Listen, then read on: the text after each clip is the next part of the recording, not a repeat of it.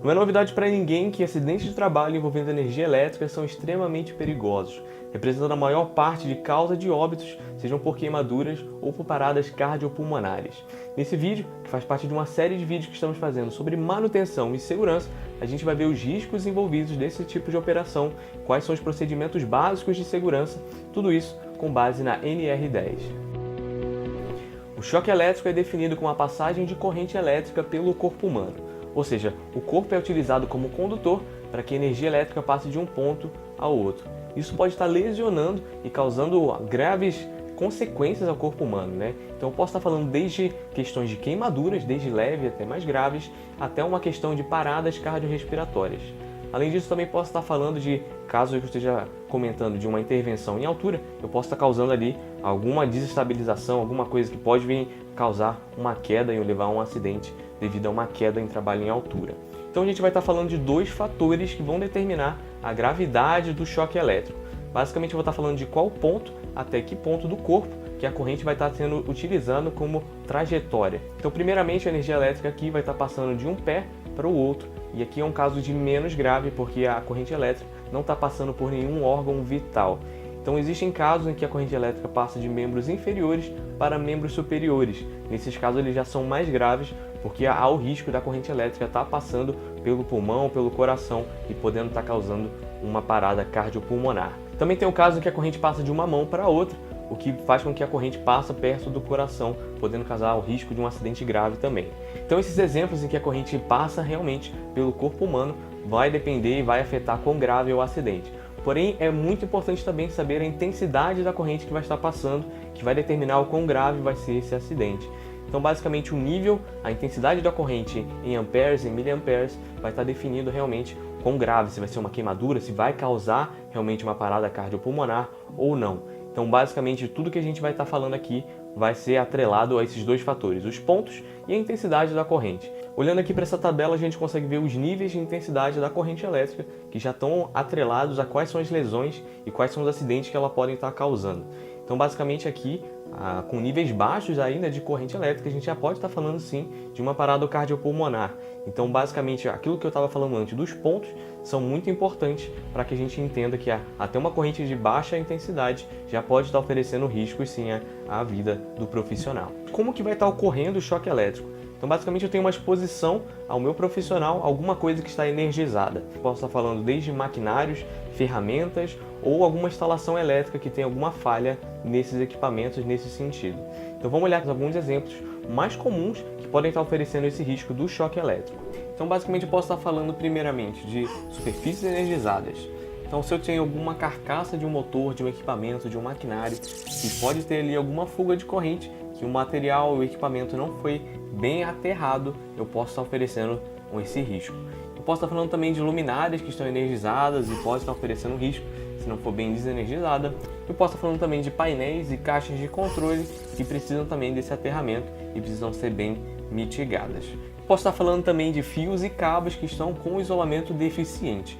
Isso pode estar ocorrendo de alguns fatores, desde que o próprio isolamento já veio com algum defeito, ou se o isolamento está velho, foi desgastado e foi partido, ou o isolamento ele foi danificado por algum objeto pesado, por algum impacto, ou eu posso estar falando também de um isolamento por rompimento de algum roedor.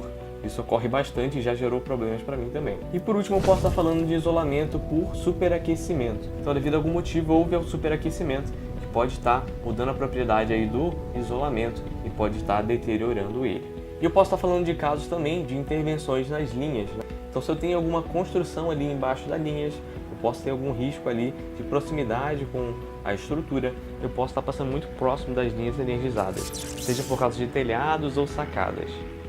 Então, agora que a gente entendeu quais são os riscos que os profissionais que trabalham com energia elétrica são expostos, a gente vai ver os procedimentos que vão estar garantindo a segurança das operações e das intervenções. Então, basicamente, naquele primeiro vídeo que a gente falou sobre manutenção e segurança, eu falei o basicão, o resumo de todos os procedimentos de segurança. Aqui a gente vai estar falando dos procedimentos específicos para estar trabalhando com instalações elétricas e com energia elétrica. Então, se você não viu aquele vídeo ainda, dá uma checada lá, que tem o resumão de lá, vou estar falando de APR, de checklist e tudo mais. Aqui vamos ver os específicos a trabalhos com instalações elétricas. Então, primeiramente, o profissional que vai estar trabalhando com instalações elétricas, ele tem que ser muito bem treinado para estar realizando esse tipo de operação. Então, basicamente, a gente vai estar falando do treinamento da NR10. Esse treinamento tem que ser ministrado por um profissional adequado, com capacidade teórica, com todo um treinamento, uma experiência, para que ele possa estar passando todos os procedimentos de forma adequada. Então vai existir o treinamento básico de NR10, que vai estar trabalhando com todos os procedimentos para estar realizando intervenções em baixa tensão, e existe também o treinamento complementar de SEP, de sistemas de elétricos de potência, que vão estar dando todo o suporte para estar trabalhando com tensões mais altas, então mexendo com subestações, com redes e tudo mais. Então todos esses treinamentos vão estar dando todos os procedimentos adequados para estar garantindo a segurança do operador. Agora vendo toda a questão dos EPIs, então vai desde as vestimentas que os eletricistas, eletrônicos vão ter que ter para garantir uma operação mais segura quando eles estiverem fazendo as intervenções nas instalações elétricas. E além disso, posso estar falando desde a bota, das luvas, que vão estar garantindo ali uma segurança maior do operador, mas também posso estar falando desde o multímetro, como um equipamento que está auxiliando ali a fazer todas as mensurações, as medições e garantia que vai estar ocorrendo as coisas de formas operacionais e nominais, e também garantir ali a operação usando o detector de tensão, que vai garantir e vai ajudar com que o eletricista ou o eletrônico consigam garantir que aquela região ali realmente está desenergizada. E agora falando realmente de desenergização, que eu acredito que seja o ponto principal quando a gente fala dessas operações que envolvem energia elétrica. Então basicamente eu tenho que falar desde aterramento, que vai estar garantindo aquela questão de realmente de fuga de corrente, que eu posso ter em equipamentos, em painéis e tudo mais, que é super importante de ser feito e tem que ser muito elaborada, né, quando a gente fala de instalações e tudo mais. Mas eu quero pontuar aqui a questão de bloqueio e identificação, aquele famoso LOT, o Lockout e Tagout, que vai estar garantindo a operação da manutenção ali, que ela vai estar podendo ser feita de forma desenergizada. Então qual que vai estar sendo o papel do LOTO ali? Então basicamente eu vou estar bloqueando, identificando aqui aquele painel, aquela área realmente, para que eu não venha a acontecer algum risco de ocorrer alguma reenergização por algum motivo, alguma outra pessoa desavisada, alguma outra coisa.